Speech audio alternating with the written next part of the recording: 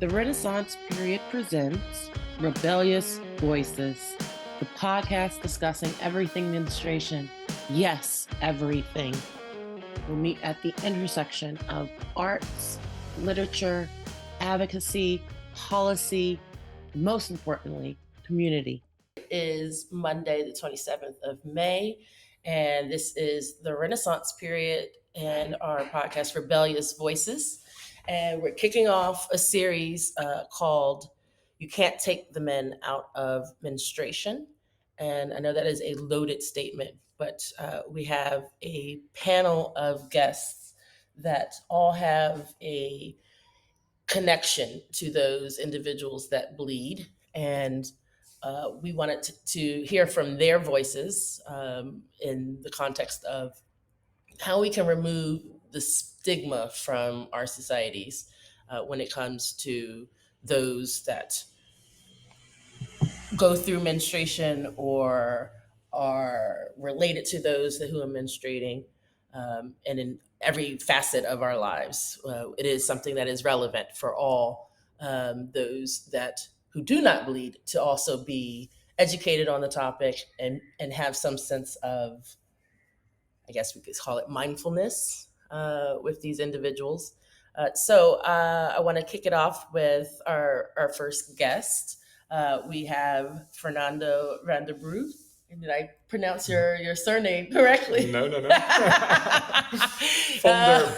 Brug. Van der Brug. Van der Brug. So it's very Dutch, and it's interesting because we are doing this particular recording from Amsterdam, and to hear from Fernando, who is director of partnerships, specifically with corporate partnerships and fundraising with a charity called Samavi.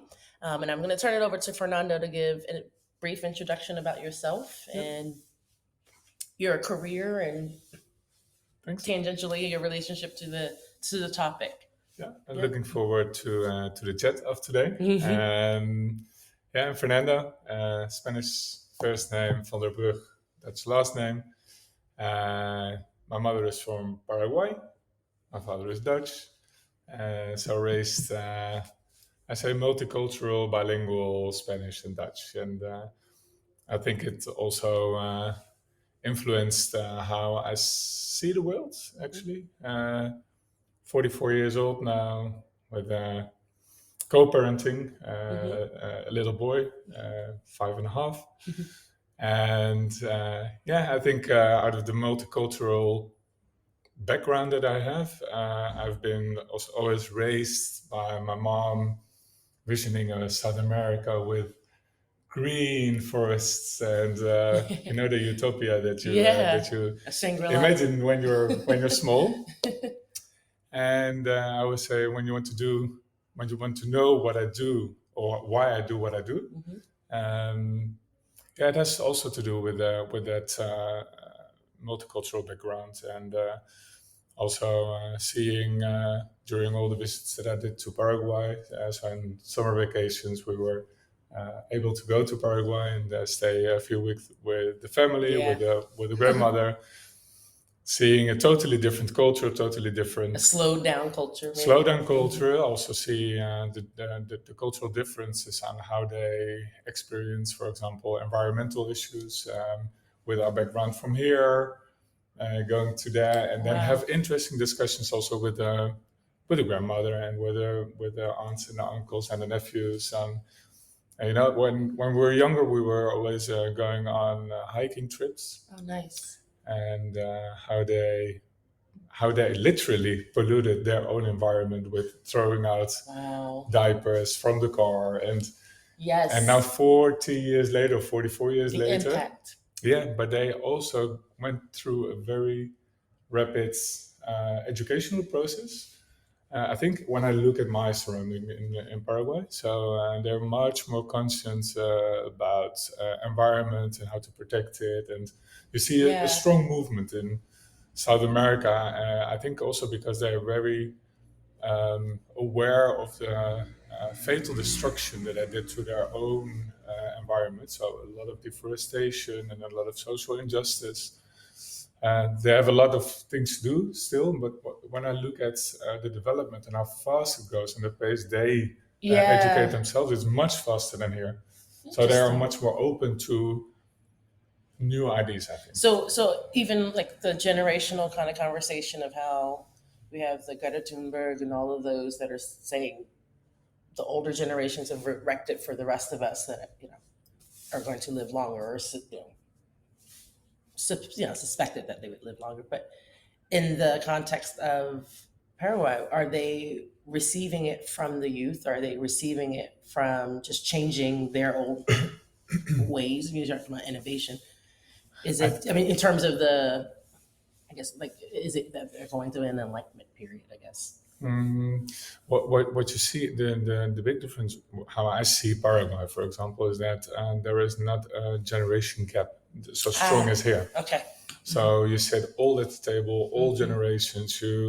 I think that the youth is much more interlinked with the older generations. So there is much more information sharing. I think. Okay. Also, maybe on a different level. Yeah. I think they're much more prude, for example, when it comes to topics like open discussion around menstruation, for example. Yeah. But they do it in their own way and in their own cultural sensitivity somehow. Okay. Yes. Here in the Netherlands, for example, I see much more segregation when you look at people who go to the bar are mostly all from the same generation, all from the same background. So I think it's much more polarized here than in other parts of the world.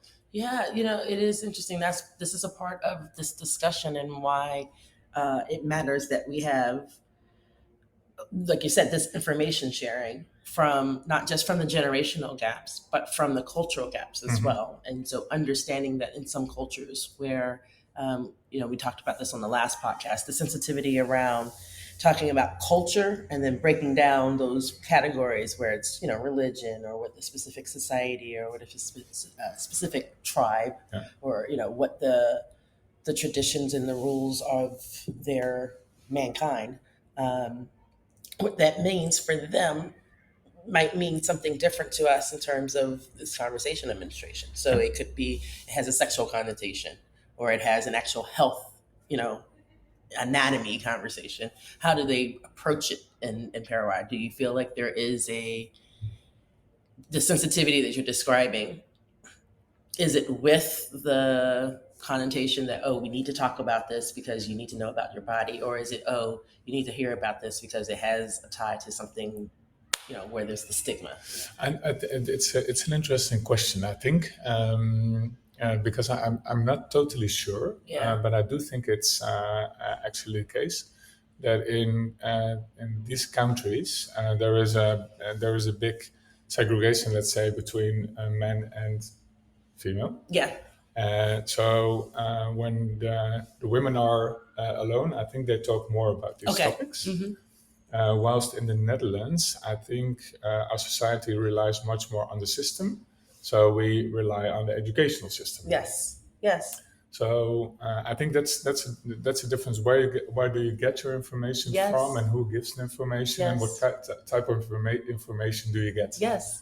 And I think that's a big difference between our societies. It really is. You made me actually just think of another conversation for another day of just who do you trust in terms of these conversations? Because yes, it is either your family that is giving you, so your family unit, or you're getting it from, let's call it the government unit. So whether it's socialized medicine or the public health or schools or however it's been dictated for the public consumption.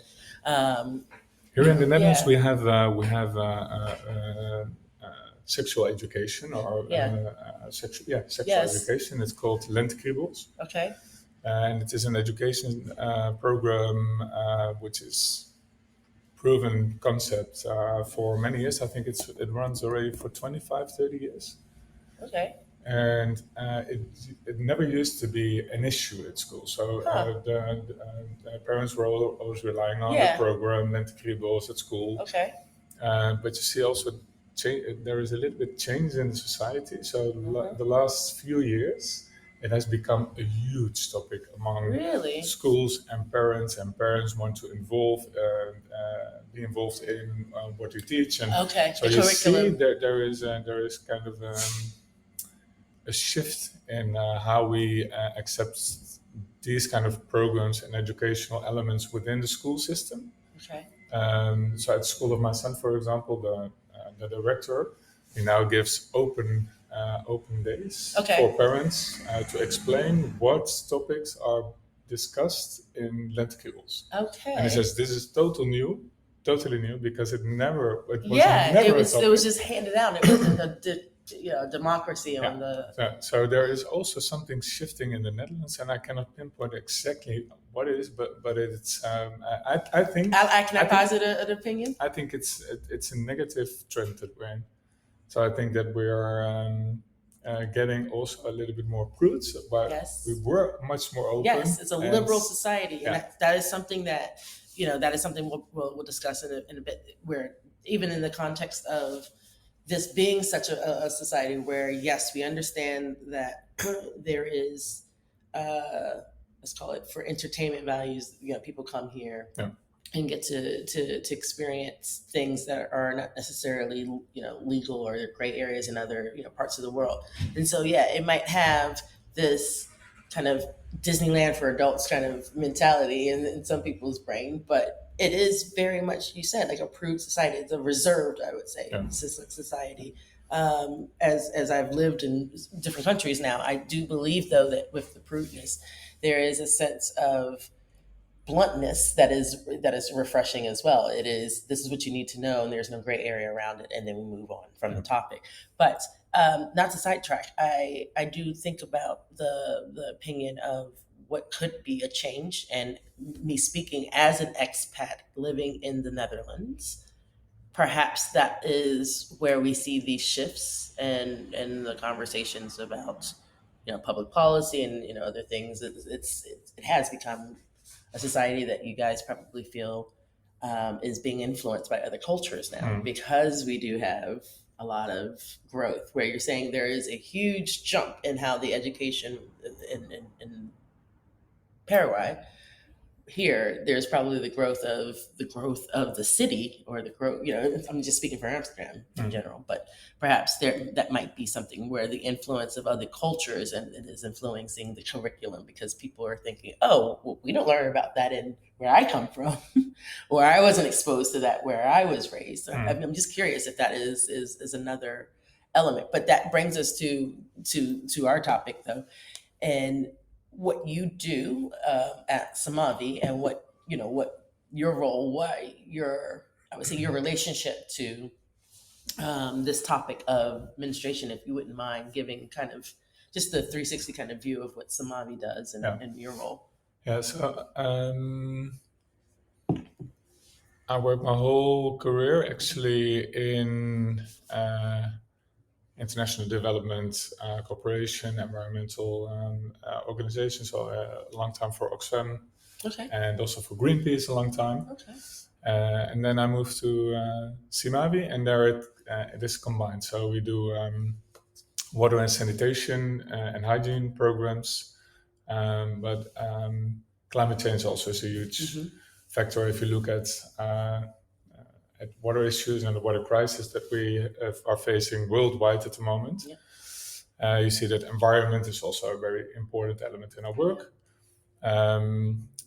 But what Simavi is known for, and what makes us unique as an organization, that we focus all our programs around the position of women and girls. So if you look at who bears the burden of the lack of safely managed drinking water, who is hit hardest if there is no sanitation facilities, it's always the women that are hit hardest.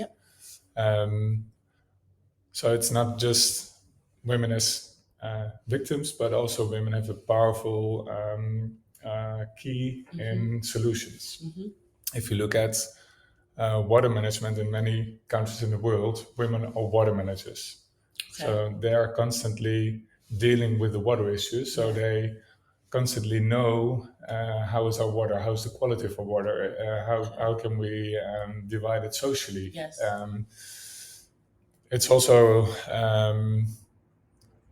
when you look at water problems, for example, and the lack and what the water crisis is quite intense. I think we are neglecting it. All the signs are neglected. Also, I think when we talk with our partner organizations in Africa, for example, they say like, Fernando, you need to scream louder and louder because the problems are every day more intense. Wow.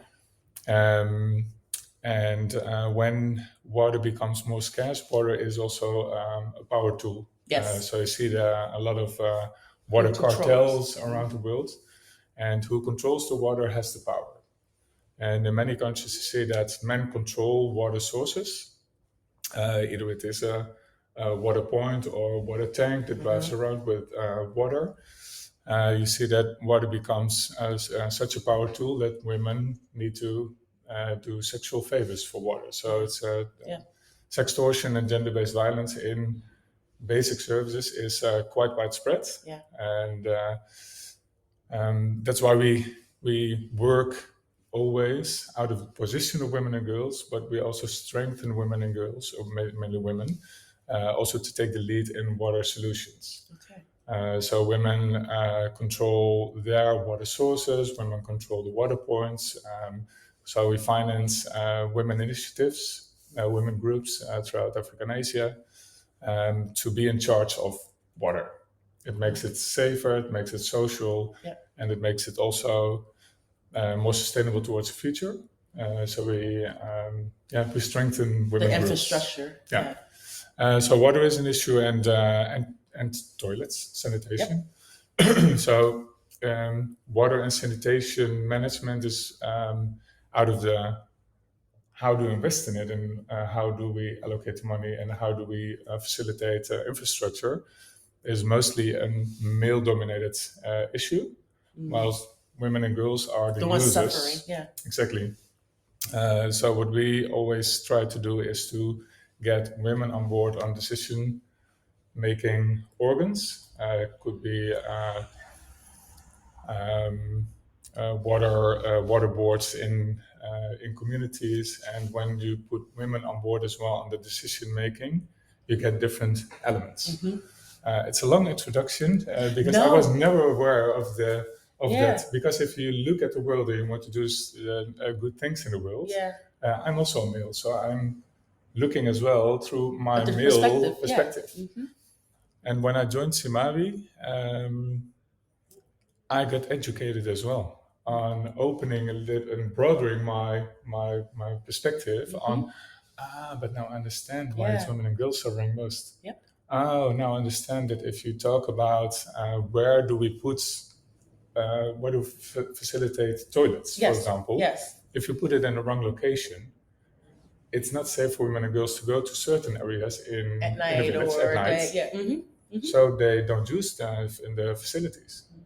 But I now understood as well, if you are a woman and you menstruate, or if you're a menstruator, you have different needs on water, you have different needs on hygiene products, you have different needs on access, how much the quantity of the access. Exactly. So also a good example, there are millions and millions of women around the world that are managing their families alone because there is no man. So they're also quite vulnerable in being left behind, for example. So there are a lot of issues when you talk about the female perspective. One of the big elements as well is that women manage their household income. So they constantly have to deal with, okay, what can I buy with the limited resources that we have? Is it spent on money? Is it spent on menstruation products? Is it spent on education? Is it spent on food on the table? So women have a lot of issues that they need to deal with. So they are vulnerable, and the managers and the solution as well. So it's quite complex. It is very complex. It's very complex, but very interesting how you can make real sustainable change when you empower women and you to take the lead. Manage them to take the lead and be part of the solution. And you've touched on, but to make it even more clear, what I've learned from actually having conversations with you all, with Simavi, it has been eye-opening to think about even from the point of view of menstruation, if you did not have the access to water, it's not just that, oh, I go thirsty. It is that I cannot wash my clothes, so that thereby, if I was bleeding, I cannot go to school because I don't want to be embarrassed. Then that becomes, I don't have the education on the same level as the non-bleeder.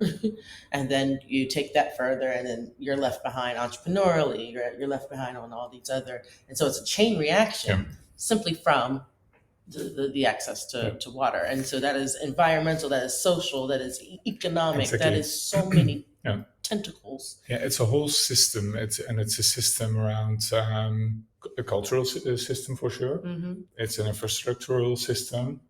So it taps a lot of points. So it's also complex sometimes to explain how which approach is best, let's say. But it's good that we constantly emphasize the female perspective in a rather male-dominated system. Yes. So they have a double thing. So most countries have a quite patriarchal system, lack of resources, interesting government rules. So it's not easy what we do. Yeah. It's much easier to talk about, okay, let's put some water pumps, and then it's done. Yeah. And you see that a lot around the world, that there is a very big masculine investment stream. When you talk about, hey, let's facilitate safe and managed drinking water, it's very masculine. So we focus it's the whys. We focus on infrastructure. Infrastructure is easier to manage, it's easier to implement. While if you look at how can we make the system work on a long term, that's complex. But it's much more effective. Okay. A lot of infrastructure in the world is broken, non-functional. Fair, because nobody thought about, okay, who's going to manage this? Long term. Yeah. So we have a very short-term focus on working together. Which ropes back to our earlier conversation about the generational and the cultural kind of, it's that short view as opposed to this is how society could be run effectively. Considering, without menstruation, individuals such as males would not be here. Exactly. So, you have to wonder, is chicken or eggs? It's like, that conundrum. It's why would you fail the very thing that, is the life that is the cycle. And this is very much, why we talk about this. But for example, if you look at also the more the feminine approach, let's say, if you look at the long term, you can focus on a masculine intervention as, hey, let's provide some pipelines and everybody's happy. And but if you look at managing an operational plan for the long term, it's always to get involved women as in a maintenance and operation plan, because people need to also pay for their water, saving groups. So it's also like these kind of elements are very powerful when you include women, because they manage also these kind of, if you give the money to men, and to be honest, it's mostly spent on other things than on how can I make sure that my family is okay on the long run. So you have also different investment culture when you include women in these kind of topics. And it's sad because it sounds like we're talking about it from analytical kind of approach, as opposed to analytical as well as an actual emotional pull, because you would have to wonder. It sounds like it's a punchline. It sounds like it's a joke, which we'll get to as well later in this conversation. But it's that concept of appealing to someone to say, wouldn't you think about your mother or your daughter or your niece or your aunt that would have to have access to water? And that's not the seemingly easy way, or not easy, but inherent thing that you would think of. What I do want to emphasize is that let's not try to stigmatize the black man. No, exactly, because that's very easy when we talk about, for example, the sextortion part or gender-based violence. It's easy to blame the black man. Yeah. And because it happens a lot. Yeah. And I think it's fair to look at, and it's rather complex maybe, but to look at the whole system, the international system, on how it why it is factual that there is the investment in water and access to water is going down internationally. Oh, wow. The international development aid investments is getting down. For example, in the Netherlands, we're least investing in international development aid. So, it's a whole system where, of course, the black men and also the women groups are part of. Yeah. We are all part of this system. First of all, how did you come to learn about menstruation? So go back to how you're talking about the sexual education here in the Netherlands, in terms of when the youth are introduced to it. But so when you were of age going to school for this topic, how do you remember how old you were when you first were educated on the conversation of menstruation? I'm not very sure. I knew that there was something around menstruation and bleeding because it was at the gym classes at school. Okay. Where you heard about the girls, they couldn't participate because they were menstruating. So that was a little bit the first educational moments. At home, my mom never told me around menstruation. Yeah. Did you have any siblings, by the way? I have a brother. Okay. Yeah. So we are quite masculine. Yes, yes. So that's what I was saying. Yeah. So your mother, you would have never had any clue if your mother, was going through it at that of her age. No, and I think that comes back again the cultural thing that and for example in Paraguay it's not very common to walk naked around the house. So all my Dutch friends, I see their parents always naked and we never did it. Now with my son, for example, I walk around naked. So it's also to get out of the stigma of naked. Naked is you need to be ashamed of your body and stuff. So I'm very conscious of that. So I also poo when the door is with the door open. So there is no. Yes, so that's how they're educated. That's how my daughter had to learn about periods at the age of 2, because if she was constantly coming into the bathroom, she was going to be seeing mommy changing her pad or her tampon. Yeah. And that's a way of not shocking them, so that when it's set a little bit more, she just considered it as, oh, mommy just has her boo-boo. Yeah.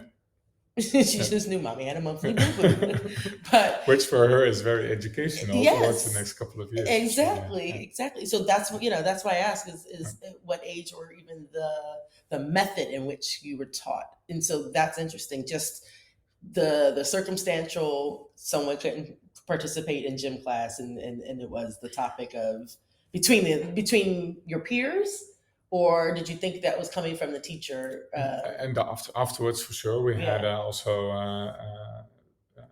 let's call it sexual reproductive elements. And I think it was in biology. Okay. And even in my school, we saw some kind of soft pornographic film movies, yes which when I look back I thought like, okay, that was interesting that we did it in the class. So this is my other question. Was that a joint class? Was it of all genders in the class, or were you separated? Sure. No. So that's interesting that this is something I had done on a podcast earlier with my sister this year. We discussed how we remember differences of, I had to go into a class where the girls were taken in one room and the boys were taken in. Yes. Oh, that's interesting. Which is very interesting. I find that was a fail. That was a big fail with a big F. Like, everyone should have been in the same class. That's what that's what I'm proposing is one of those solutions in terms of how we can undo the patriarchal side of these topics, because it's just shunning them and not having them learn at the same time. What that means is that they're talking amongst themselves and giving false information, and then it goes back to what we're saying: who do you trust? Are you getting information from family? So are you getting information from just your older brother who knows nothing of the subject because he wasn't exposed? My brother was a huge source of information. Really? So that's the other thing. That is like, so where was he getting it? If your mother wasn't going to be open with it, so was he getting it from television? Because we had because there was no internet at that time. So you had in the Netherlands you had teletext. Okay. Which was kind of interesting because at the television you had an information pages. Okay.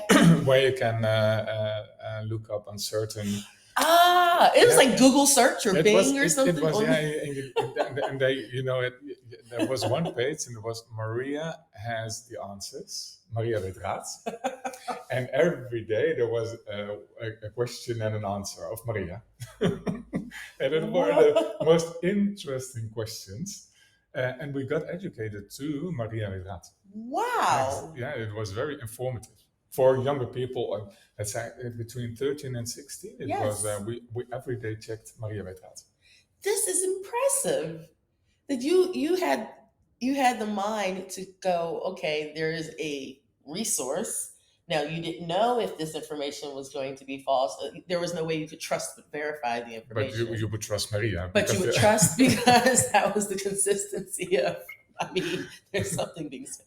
That is very interesting. Nowadays, you have all internet pages of recommended institutions where you go, and it's easier maybe nowadays. Maybe also with all the misinformation that is spread around the internet, it's also really interesting where you gather your information from. Yes, absolutely, and that is something that we are striving for here with the Renaissance period, is to be that platform where there will be just a multitude of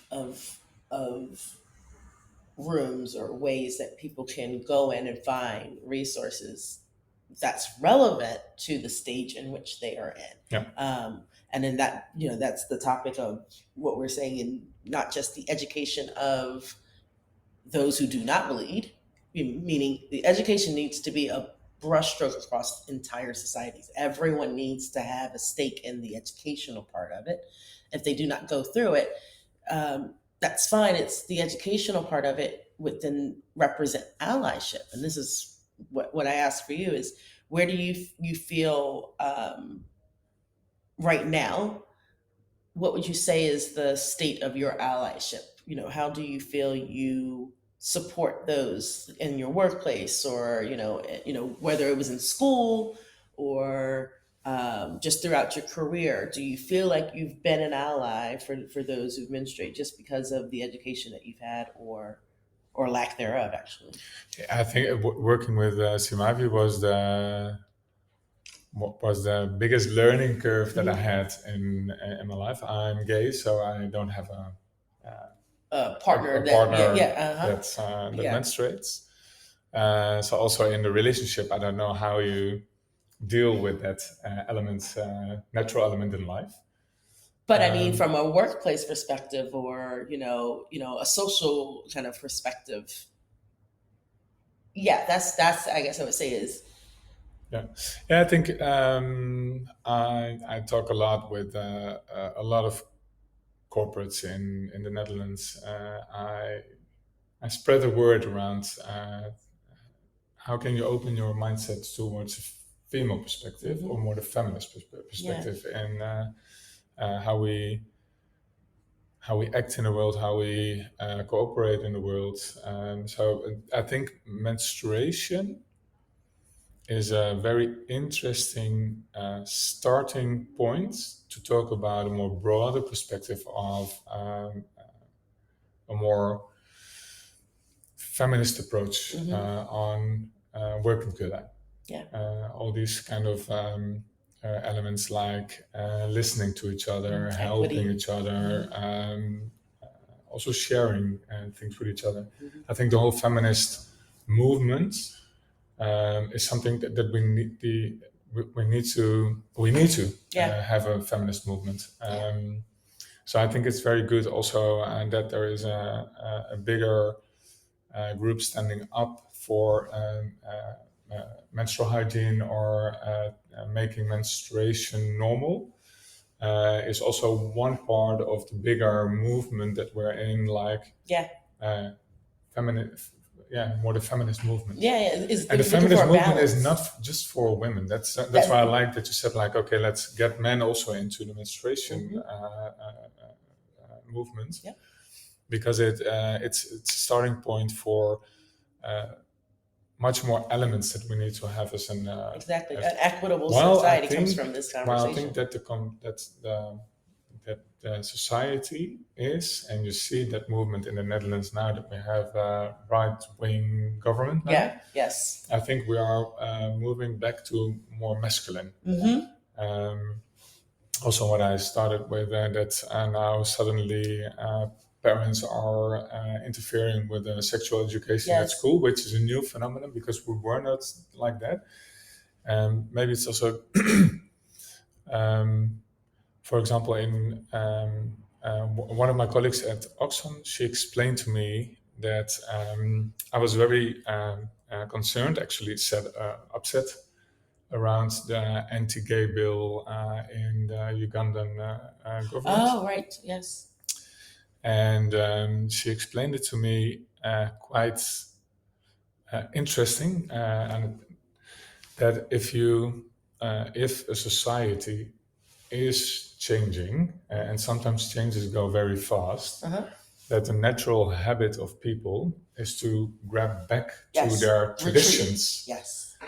So, for example, in some countries, in more the developing countries, the developments go so fast, also with influence on international elements, internet, that the society might become more traditional and focus more on more values. So-called values. Values, because that's what you know. That's what you and it's your safe place. It's the control.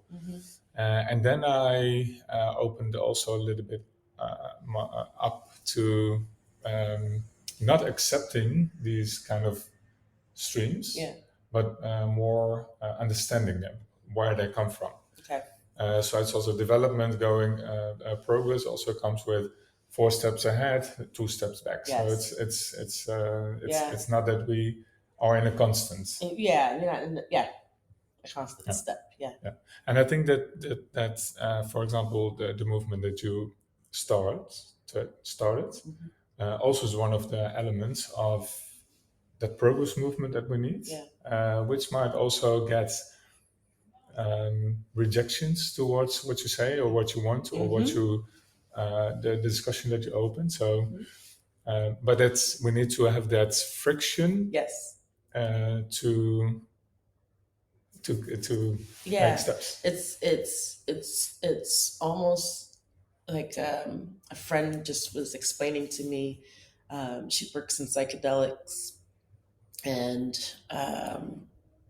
has explored it from the pain management kind of element, but also for all of these elements, PTSD, trauma, and she was saying she was with her physio, and she's as much as she's explored all these other alternatives, she's gone to her physio and has to deal with whatever the treatment was, and that it hurt so much during the physio, but she had to go through that pain just so that the tissue can kind of get better.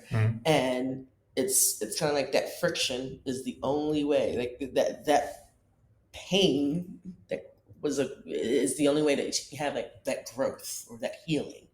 And it feels like we are being pushed to,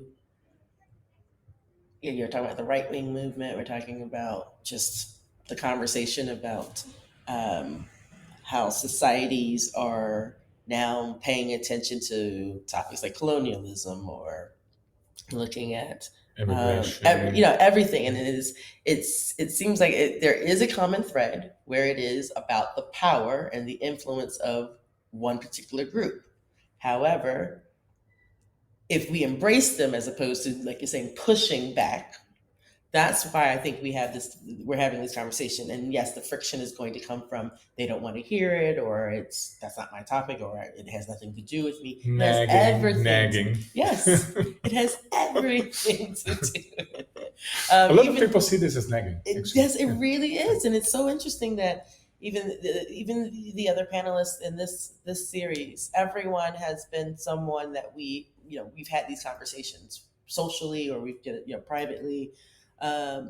And there's a lot that still, there's so many gaps in how people have learned. So, even how you've explained how you learned, or how you use a tool, like a resource. Ask Maria. Like, that's not something I think I would hear as a consistent answer from other people, but you might be surprised. But what would you want to, from your experience, what would you want to have known about menstruation so you can pass this on to your son? So what do you want to teach your son in terms of being prepared for his introduction to bleeding individuals? Because he's going to come across, a caretaker, or, or a friend, something in the future where he should be prepared for that conversation, or for that experience as well. I think the only thing then we can say, like, mission accomplished, that it's normalized or something. Yep. And to accept it as something valuable. Now, what I really would want is that the lens that the new generation adopts is much more a feminine lens. Ooh, So, yes. So have matriarchal societies. Yeah, there we go. We need it, and we need that balance. I would love to sit there in 10, 15 years again with you to have a look back at where we stand now and where we were then. And I think how the world is facing huge challenges when we see, for example, the climate change how I feel it, will be of a major influence on that. We need to go back much more to a nature view on how we as society can survive. Yeah. Because I think that we need to adopt new surviving mechanisms as a society, which is much more based on feminine leadership. So we need to get more social. We need to get more interconnected with each other as well. Yes. Yeah, it's almost. I know it's you start having battle lines drawn when you look at things from, let's call it, gender perspectives, but from an organic approach, it is very much that there needs to be a balance in our world, and we don't have it, and therefore that seems to be why we are in a dumpster fire on this globe at the moment. And that's not something I think that we can just simply just make the joke and take it lightly. It is how we see it in our conversations at home. So that's why I've asked the question, how that conversation will come up with when your son is of a sentient age to understand. But then it is also how we see it in media, how we see, what we see on television, what we see in books, what we see in art. We've looked at this as a topic where representing this project, the Renaissance period, we are looking at it from the physical kind of elements. We're looking at it from the, from literature, but from the conversation where we can drive change. And that sometimes it sounds like, we're coming from a philosophical approach, but we do want to actually make people go have this conversation. So whether it's, oh, we can't have this conversation at the dinner table. No, but you can actually take a moment, and if you've seen something in, the clips that I'll share with you, if you were to see something and, the takeaway is a punchline and it is a joke, you still have to wonder what that effect is going to be on your child watching it, or your colleague watching it, and then how that will be received when they go to work and then they use a similar joke, and then you've poisoned the well, so to speak, because it just seems like it's a trivial thing to those who do not suffer from the bleed. But I would love to wrap up though with what you would want as a legacy, if you will, with the work that you've been doing with Smavi, or just the conversations that you would have with other individuals that need to be educated or be an ally to menstruating individuals. What would you want to be like your lasting legacy in this conversation? What I really would like to ask as well, because I think women are crucial in opening up this conversation. Also to take a little bit more the menstruation topic with pride. So I think a lot of women take it as well with a negative connotation. That is true. And when you talk about menstruation as a good thing and a happy thing, and and I understand that it can be very painful. Yes. So I understand that it's easier to complain about it, and not see the beauty of it. Exactly. But it's interesting, and you are the powerful elements to adopt as well the celebratory. Exactly. Yes.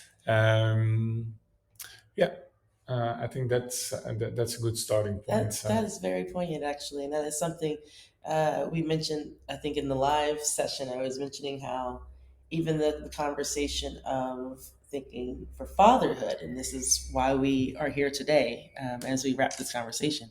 It is, the month of June for Father's Day, and we actually are being quite rebellious with this podcast, being labeled Rebellious Voices, and that we wanted to, do a takeover of the celebration of Father's Day, but we wanted to celebrate the fact that, there are fathers who are supportive of their menstruating children, and we want to celebrate, as well as I've seen all the viral stories of fathers who made almost like a charcuterie board of items for their daughter who's on their period. So they come to the room and they've got this table full with magazines and chocolate and tea and paracetamol.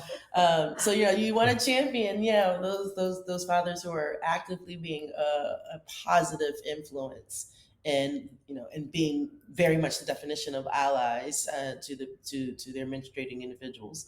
But to also celebrate that there are those dads that are out there who have no idea, they did not receive the same education as other people, or they were left kind of in the lurch because they were raised in those societies or those homes where it was shh. I tell everyone the story of how I remember learning how to change a tampon, but also how to make sure it got into the bin so that my father and my brother didn't see it, so that they were not aware that I was hide it, hide all the evidence, hide your shame, hide your bleed.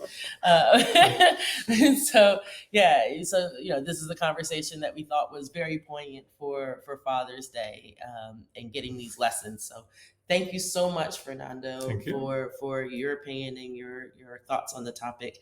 And, it would be interesting, like you said, to actually look at this 10, 15 years down the line and see if these conversations actually did affect any change.